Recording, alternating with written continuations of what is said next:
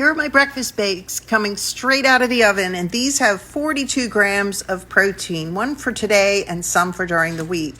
I start with coconut oil wiped onto my baking dishes. And yeah, this chopper, it's for more than salad. I use it for my breakfast prep.